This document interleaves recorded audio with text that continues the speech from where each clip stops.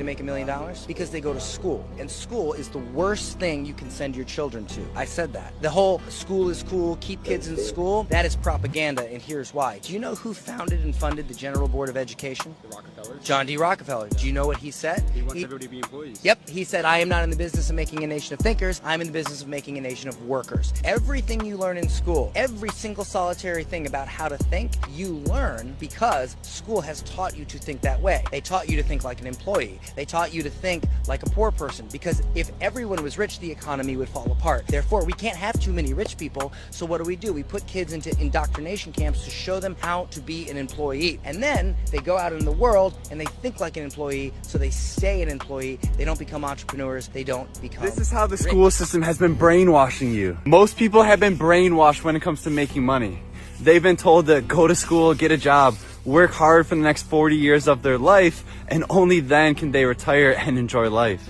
The problem is that this thinking is actually keeping you poor.